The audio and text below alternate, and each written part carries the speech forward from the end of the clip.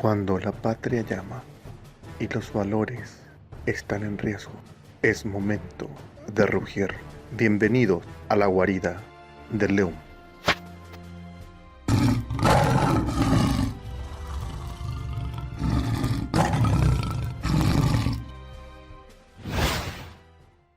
Lo cual para mí como periodista fue alucinante porque yo venía de Colombia, yo empecé siendo periodista de guerra, yo sé lo que son los grandes criminales, los he cubierto toda la vida, he tenido que cubrir mucha guerra, mucho narcotráfico, mucha política sucia durante todos mis años de desempeño como periodista. Y bueno, dije, aquellas épocas de amenazas y de atentados pasaron y fue realmente sorprendente darme cuenta en 2018, después de que fui censurada, sacada de mi lugar de trabajo de la forma más nefasta, en donde el New York Times, Washington Post y de allí para abajo todos los grandes medios económicos, un lapsus Hegemónicos y económicos. hegemónicos económicos, pero fue un lapsus linguish, pero no lo fue, porque son grandes medios económicos de comunicación manejados por los grandes emporios económicos. Te salió al dedo. Sí, el lapsus linguish no es tal lapsus, ¿no? Se dedicaron a difamarme, me publicaron como si yo fuera la periodista más afamada del mundo entero.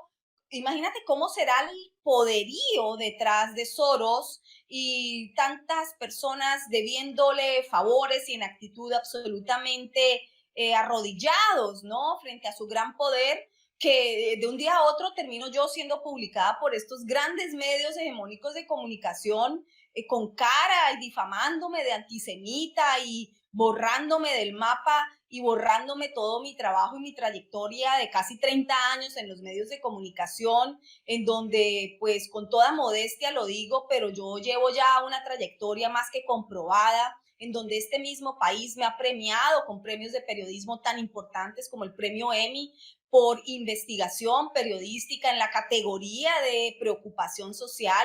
Es decir, yo no soy, perdón, si esto puede no sonar con la modestia que quiero que suene, pero es importante puntualizarlo para que entiendan cómo se van a degüello contra cualquier persona, aunque tenga una imagen profesional ya muy bien formada y muy bien comprobada, ¿no? Esto es un modus operandi de Soros en donde él, después yo me doy cuenta, califica de antisemita a todas las personas que se atrevan a exponer a la luz pública información que a él no le interesa que se sepa, por supuesto, porque es el gran filántropo, es el viejito donario muy bueno, dando dinero a todos los países que lo necesitan. Pero si vamos a hablar justamente del antisemitismo, considerando que él mismo dice que no profesa el judaísmo, claro.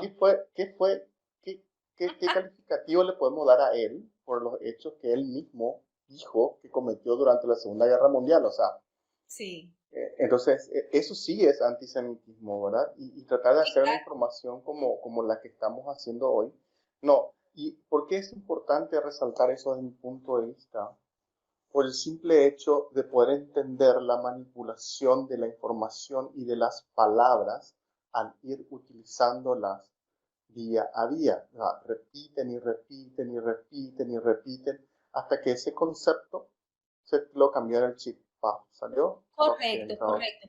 Hay una de las teorías políticas muy utilizada que yo explicaba hace poco en una de mis cápsulas informativas de mi canal de YouTube. Pueden pasar por ahí, están todos cordialmente invitados. Siempre aparezco como Isabel Cuervo en todas las redes sociales. Por ahí pueden seguir un poco, navegar un poco mi trabajo. Seguramente van a tener algo de información que les puede interesar.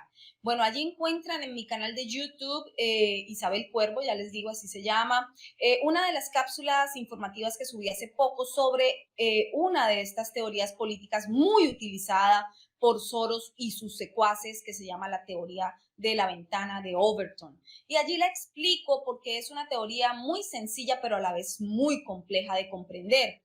Pero cuando ustedes se dan cuenta que una teoría política como esa existe, y oyen de ella y leen de ella y entienden que se está aplicando hace muchos años en muchos países de muchas formas, pues comprenden y empiezan a atar puntos de qué está ocurriendo en tu país, de cómo la han utilizado en tu país, porque es que los políticos saben muy bien lo que hacen. En política no hay nada casual, nada, todo tiene una causa, todo es causal, nada es casual. Ellos saben muy bien con quién se unen y con quién no y en qué momento rompen vínculos. Ellos saben muy bien acerca de teorías políticas y teorías de manejo social, que solamente esa ingeniería social puede ser llevada a cabo por medio de estructuración en las bases de manejo social. Eso lo saben muy bien todos los políticos, eso lo saben tan bien que lo usan desde la forma más torpe en campaña política y lo incumplen en cuanto llegan al poder.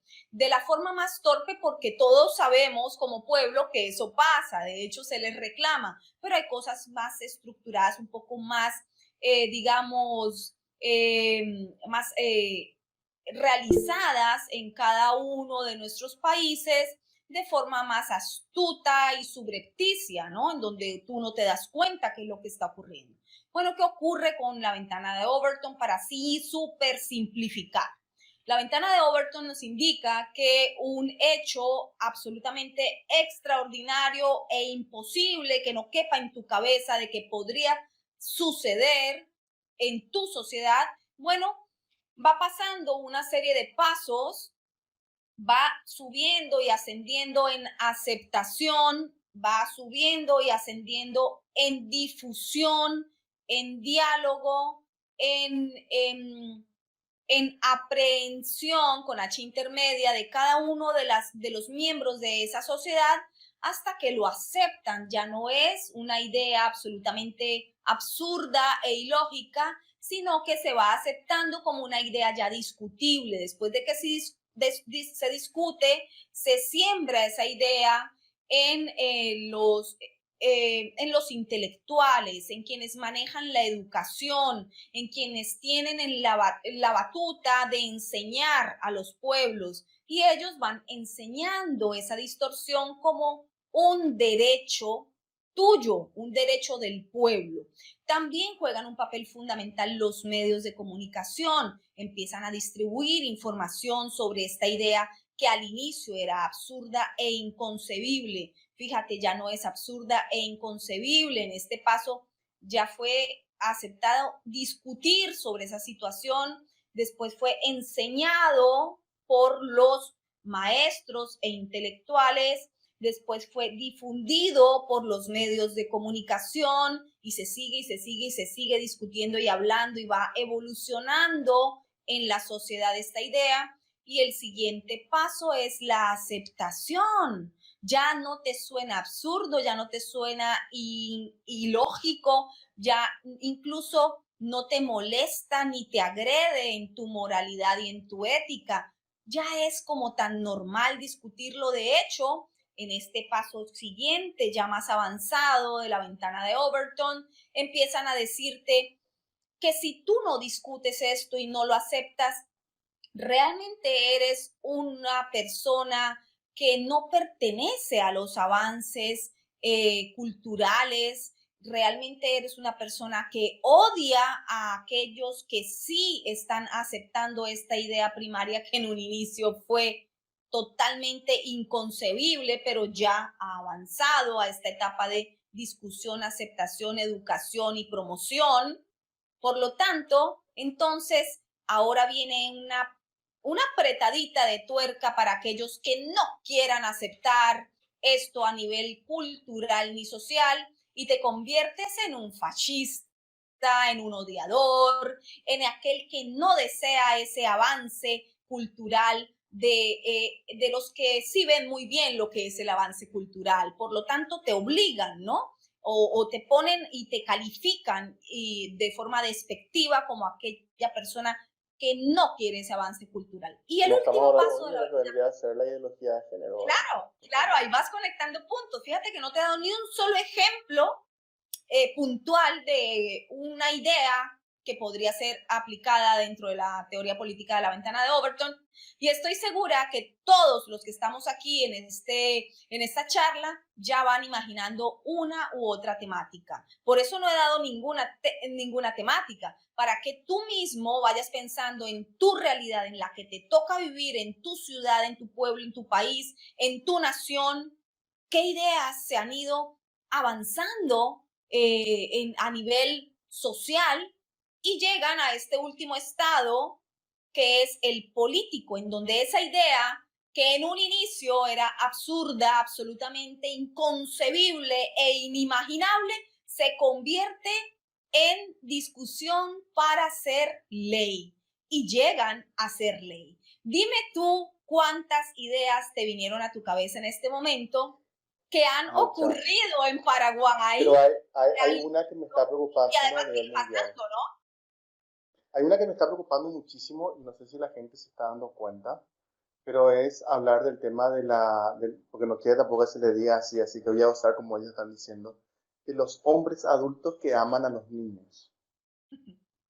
Claro. Están hablando de esta manera, están usando, y sabías que ya tienen un día en el año que es el día para ellos, para el 25 de abril. Entonces ellos van metiéndose, ya tienen una organización donde ellos no quieren que se le llamen pedófilos, donde ellos ya están pidiendo algunas reivindicaciones. Entonces estamos entrando justamente en el mismo jueguito que hace 20 años atrás estábamos con la hegemonía de género. Acá estoy viendo que unos cuantos compañeros están haciendo una pregunta. A los compañeros, claro, por favor. A los compañeros que están preguntando sobre el tema de qué podemos hacer nosotros como Paraguay, veo que hay dos preguntas que son similares, son más o menos similares. Entonces, nosotros tenemos el último punto es justamente hablar de cómo hacer periodismo o cómo informar a la gente dentro de nuestras limitaciones, donde no somos profesionales de la comunicación, pero estamos con estas investigaciones y tenemos la vocación o la fuerza de poder informar correctamente a la gente y agrupar. Acá tengo un amigo que se llama Francisco. Francisco es el único hombre acá que me está acompañando entre paréntesis, así que le tengo que escuchar porque si no, ¿verdad? Francisco está hablando ya de la parte jurídica, está preguntando qué podemos hacer. También la doctora Andrea está haciendo la misma pregunta. ¿Qué podemos hacer en Paraguay como para hacer frente a esto, verdad? Y la doctora Andrea está preguntando cuáles serían el déficit social y cultural que están buscando estos grupos, o sea, qué es lo que están buscando ellos, ¿verdad? Y desde mi punto de vista, creo que podemos hacerlo, depende de vos, como vos quieras, Isabel. Puedes contestarlo ahora o al final cuando empecemos a hablar del tema del periodismo, el tema de cómo manejar la información y cómo hacer nuestros pequeños grupos sociales, ir informando, ir haciendo grupo, haciendo patria, como más bien que nunca la palabra haciendo patria, ¿verdad? Sí, porque la patria, la nación es lo que quieren borrar, ¿no? Es una de las estrategias de manipulación. Vamos a ir contestando cada una de las preguntas, si te parece bien, Alejo, porque eso así nos ayuda pues a ir redondeando los temas que son tan amplios y tan complejos, ¿no? Entonces, por lo menos, bueno, va quedando puntualizado lo que los asistentes desean saber. ¿Qué podemos hacer? Bueno, podemos hacer muchísimas cosas porque es un gran error el decir, ahora ya sabemos que esto está ocurriendo, estamos en manos de un poder global. Ese poder global se llama globalismo. Ese poder global no está por llegar, ese poder global ya llegó. Ese poder global ya existe, ese poder global, mucha gente me dice, pero es que no podemos llegar allá. No, es que ya llegamos, es que ya estamos allí. Entonces entra una gran decepción, ¿no? Una gran pérdida de fe en todo, lo cual es normal. Pero sí podemos hacer y muchas cosas. Por ejemplo, podemos hacer exactamente esto que estamos haciendo hoy. Para mí la base de todo es la información. La información es la clave de todo. Si tú no tienes informado a un pueblo, el pueblo desconoce la existencia de aquello de lo que tú no estás informando. Por eso la apropiación de los medios de comunicación es parte avanzada de esa apropiación cultural que estábamos hablando antes. La apropiación de los medios de comunicación y la descalificación y la pérdida de fe en los periodistas y en los expertos en comunicaciones y los expertos en entregar información veraz, documentada, estructurada, de forma coherente, racional, real, verídica, pues es supremamente importante. Y fíjate que mi profesión, el periodismo y las comunicaciones, ha estado muy atacado desde hace, sobre todo con gran incidencia en las últimas 2 décadas, o sea, entrando en este siglo XXI, el fuego a matar al periodista y a matar la confianza de los pueblos en los medios de comunicación fue brutal, fue frentero, porque era muy importante hacerle perder a los pueblos la confianza en los medios de comunicación, en los periodistas, que siempre fueron la voz de los sin voz,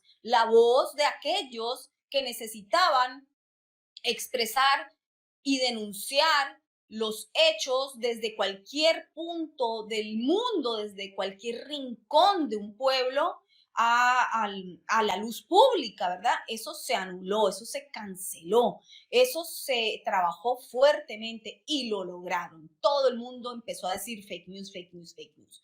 ¿Y qué pasa después? Después completan y ponen la cereza sobre el postre con aquello de la apropiación total de las líneas editoriales en los medios de comunicación por parte de los grandes conglomerados económicos, que es esa pirámide arriba, la punta de esa pirámide, que son los grandes poderes mundiales económicos. Son exactamente eh, la puntita de esa pirámide quienes manejan de allí para abajo todos los designios en los diferentes países. Suena alucinante, sí, pero lo es. Y viene pasando desde hace muchísimas décadas. Esto ya no es un misterio para nadie. Esto es fácilmente comprobable. Esto ha sido demostrado por múltiples investigadores.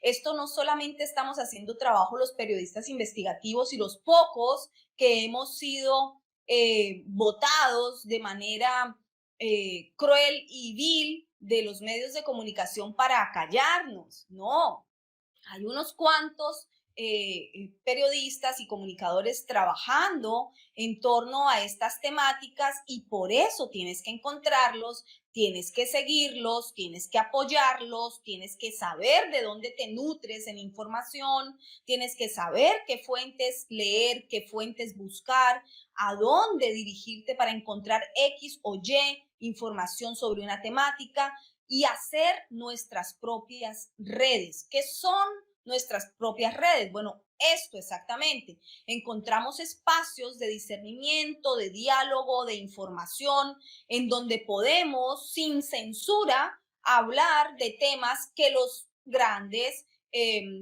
tecnológicos como las redes sociales y los medios de comunicación ya comprados y que obedecen solamente a intereses de esos grandes poderosos, pues ya ellos no están cumpliendo, ellos no están sirviendo al pueblo, ellos están sirviendo sencillamente de manera genuflexa y total a estos grandes poderes mundiales. Eso es un hecho. Entonces hay que encontrar espacios de diálogo y de información. Esto que estás haciendo es la base, digamos, a nivel célula de lo que tendría que estarse reproduciendo.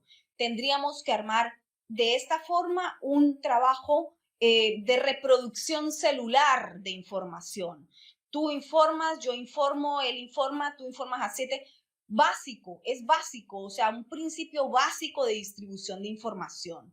Porque si estás informado, fíjate cómo será de efectiva la información y que los pueblos despierten y sepan realmente qué es lo que está ocurriendo tras bambalinas, que tienen que censurarnos. Tienen la necesidad imperiosa de censurar a los ciudadanos, de amordazarlos y de negarles el acceso a la información.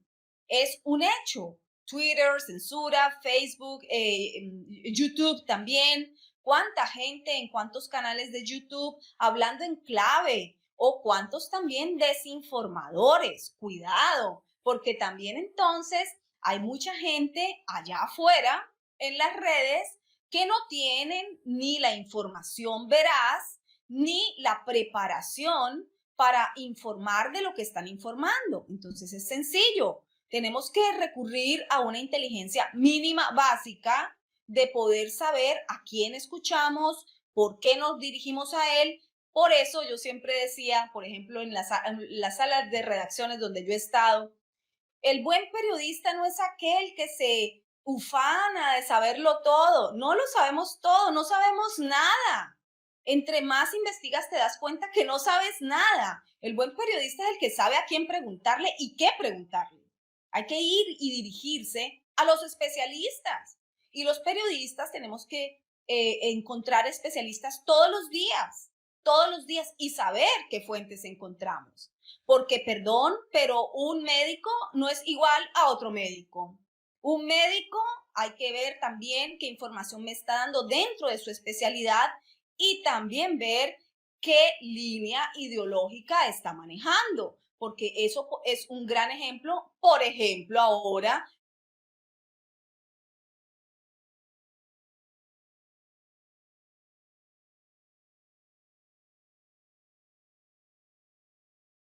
están haciéndolo sencillamente por intereses económicos, personales o de ideología.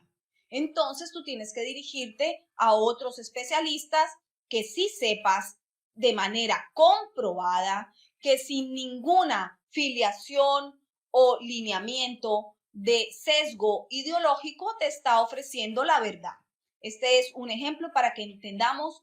Tenemos que buscar expertos en leyes, expertos constitucionalistas, expertos en ciencia, en economía, en todo tipo de temáticas. Y para eso siempre han existido los periodistas, porque se supone que es nuestro deber, se supone que es lo que estamos entrenados y educados para hacer. Entonces, bueno, lo primero es defender bajo cualquier circunstancia el derecho soberano de cada uno de nosotros como seres humanos a ser informados. No nos pueden quitar las vías de información, no nos pueden quitar las vías de comunicación, porque entonces quedamos ciegos. Y si quedamos ciegos, desconocemos lo que sucede. Si desconocemos lo que sucede, no podemos tomar decisiones informados sobre nuestras vidas primarias. Y allí conectar esto un poco con lo que me estabas hablando hace un momento acerca de la comunicación horizontal, es decir, mira que volvamos a repetir lo de las células, esto lo explica muy bien López Tapia, ¿no? Tenemos que de esta misma forma como operan ellos, podríamos aplicarla, pero para nuestro beneficio, un beneficio humano, no un beneficio de destrucción de los valores y de los principios humanos. ¿Por qué atacan la célula primaria de la sociedad, que es la familia? ¿Por qué distorsionan algo que es tan obvio y comprobado a nivel biológico? ¿Por qué lo destrozan y por qué lo destruyen? Bueno, porque tienen que destruir la célula primaria de la sociedad, que es la familia. Si destruyen la célula primaria de la sociedad, que es la familia, tienen un camino muy avanzado. Por lo tanto, ¿qué podemos hacer? Defensa a ultranza de la familia. Defensa de esta célula primaria, que es la familia nuestra, y de allí hacia afuera. Amigos, vecinos, población, ciudad, país, porque fíjate que la célula grande es país. ¿Y qué otra cosa quieren destruir? Las naciones. El concepto de nación bajo la falacia de las sociedades abiertas. Mira cómo vamos conectando puntos. No es una sociedad abierta aquella que destruye fronteras y destruye naciones a nivel cultural, a nivel racional. No puedes decir que un paraguayo es igual a un chino, ni un chino es igual a un español. No somos iguales. Eso del igualitarismo no quiere decir equidad. La equidad es una cosa, los derechos son una cosa, y el igualitarismo es otra cosa. Entonces, la destrucción de ese concepto nación como estructura organizada a nivel sociopolítico y cultural. Por eso es que lo quieren destruir, porque necesitan tener una cantidad de muchedumbre enloquecida, invadida, por eso también ese flujo constante de migrantes de forma desordenada, de forma que invadan a los países. Mira España, mira Colombia, mira Chile, mira cómo van invadiendo diversos países de forma controlada. Estados Unidos, ¿tú crees que estas muchedumbres que vienen por Centroamérica para pasar de forma desordenada e ilegítima la frontera de un país tiene que ser aceptado? Pues claro que no, porque somos muchos los migrantes que hemos pasado en orden por cada uno de los consulados, de las embajadas, cumpliendo con los requisitos para poder migrar a otro país. Yo misma he tenido que, este es el 7º país en el que vivo. No, todos he migrado de forma justa, ordenada y legal. Entonces, ¿por qué hay gente como Soros, obviamente, financiando y aupando esta migración desordenada? No solo aquí para Estados Unidos, en Europa del Este fue famosísimo, donde toda esa desorganización y esa locura de migrantes llegando en pateras de África hacia Europa, llegando hacia diversos países también de Europa del Este hacia Europa occidental. Entonces, todo esto genera caos. Si genera caos, es perfecto. Genera invasión, no solamente invasión social y cultural, genera crimen, genera destrucción de la idiosincrasia. Eso es clave, importante. Vas perdiendo raíces, vas perdiendo una base. Cultura. Una base cultural. Hay justamente eso, de eso va uno de los temas de lo que estás tocando en este momento. Yo te iba a preguntar justamente la conexión de este señor con la financiación a estos grupos de migración. Porque acá hay una financiación a estos grupos. En España creo que es terrible el tema de los inmigrantes, inclusive a nivel de que se te juntan en una placita y después te toman tu grupo habitacional, ¿verdad? O sea, es muy delicado y Sí. dentro de las constituciones nuevas que están queriendo meter está el tema de perder el tema de la propiedad privada. Entonces, creo que los inmigrantes van mucho con el tema de la propiedad privada y lo que están queriendo vender y la financiación, que este señor está financiando otra vez, está su mano de vuelta detrás de esto. Sí, es que no ha dejado de estar, porque ese es un objetivo de su fundación y está ahí escrito. Es que no hace falta ni ser un gran sabueso investigador para darse cuenta, no es sino visitar las páginas principales de estas organizaciones y te das cuenta, porque lo que acabas de decir, por ejemplo, tiene todo que ver con la Agenda 230 escrita por la misma ONU, diseminada por la misma ONU como la gran solución para las naciones que van a dejar de existir, según ellos mismos, ¿no? En donde no hay una identificación cultural ni de nación, como lo veníamos hablando hace un momento. Y bueno, sí, de eso se trata. Pero no quiero abrir ahora la temática de la Agenda 230 porque es muy extensa y ya no nos daría el tiempo, sino que quisiera cerrar y puntualizarte esto con respecto que sí, es un ejercicio que ya se ha llevado a cabo a nivel mundial, ya pueden verlo reflejado en las consecuencias en países como los que hemos nombrado, España, Argentina, bueno, básicamente toda Europa muy afectado por esta gran invasión descontrolada. Yo misma he estado en cobertura de campo en Centroamérica múltiples veces, sé perfectamente cómo se mueven los migrantes y cuándo están organizados por una gran billetera detrás y cuándo no. Los migrantes se trabajan a nivel periodístico de una forma muy particular, muy singular. Los migrantes tienen un objetivo claro y es buscar llegar a otro país para tener una mejor vida. Y uno cuando está en el campo sabe distinguir muy bien cuando una persona ha migrado de un país, bien sea por necesidad, porque está amenazado en su seguridad, porque está huyendo de violencia o porque sencillamente hace parte de un grupo organizado.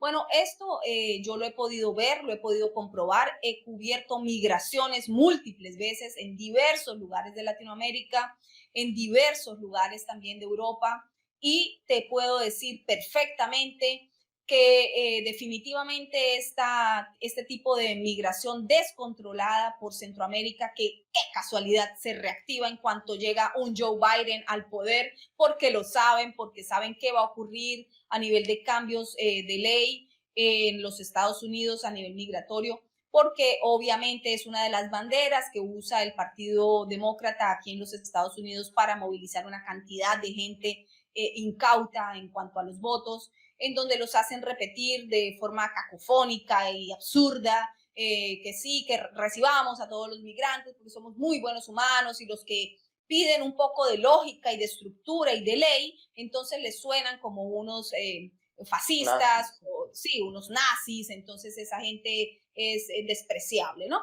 Volvemos a la ventana de Overton. Fíjate qué fácil es ir, después de que uno tiene la información, pues ir conectando estas teorías políticas, estos manejos de sociopolíticos que se van llevando en diferentes lugares con la realidad propia de tu país y de tu pueblo, ¿no? Entonces, sí, esto se está viviendo, se está llevando a cabo, es un hecho, ya estamos en tiempo de globalismo, están avanzando rapidísimo. El triunfo de Biden aquí en los Estados Unidos les vino muy bien, por eso ese interés increíble de tumbar a Trump como fuera, y lo hicieron. Tengo varias investigaciones.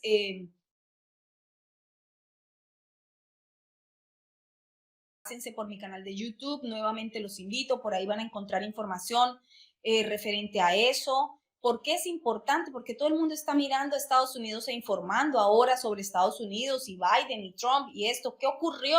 Bueno, pues porque lo que ocurre en Estados Unidos va a afectar de manera inmediata a los destinos de muchos otros países. Por eso, Trump, aunque obviamente con todos los defectos que tenga como ser humano, y con tantas situaciones que se podrían señalar como defectos a nivel personalidad o a nivel sí, él como persona, pues obvio, no se trata de endiosar a un personaje y seguir sencillamente, ciegamente a una personalidad política. Siempre lo he dicho, yo no defiendo personas, no defiendo políticos, no defiendo ni siquiera partidos. La defensa radica en la defensa de las ideas, los conceptos. Lo que es bueno, lo que es malo. No hay puntos de distorsión que deban ser aceptados. Lo que es bueno y lo que es malo, y siempre lo ha sido a lo largo de la historia. A lo largo de la historia humana también hemos tenido una cantidad de avances en cuanto a derechos fundamentales y derechos de libertades individuales que tienen que ser defendidos como sea. Y estamos perdiendo eso, estamos perdiendo.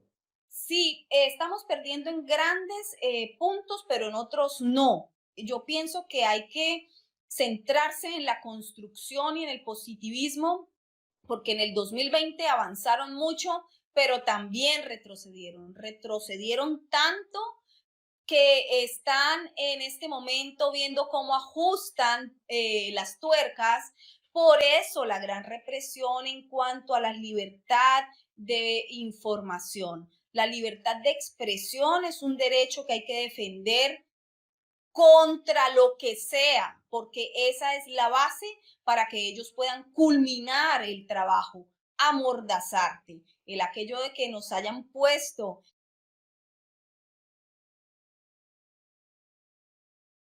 tan simbólico y a la vez a nivel semiológico sería increíble, riquísimo para un experto en semiótica analizar esto, ¿no? Porque es muy diciente. Fíjate que ahí estaba el signo, ahí estaban anunciándonos lo que vendría. Una gran mentira, como lo es el hecho de la pandemia, porque lo es, no es una pandemia, es un asunto de salubridad que llegó a dimensiones mundiales y que ha sido pésimamente manejado por los organismos internacionales, comenzando por la falsa organización de la salud que ha mentido y se ha desmentido a sí misma tantas veces que ya no merece ni siquiera que nos cuestionemos si nos está guiando o no. Es un hecho que esto tiene otros intereses de grandes poderes económicos que están unidos trabajando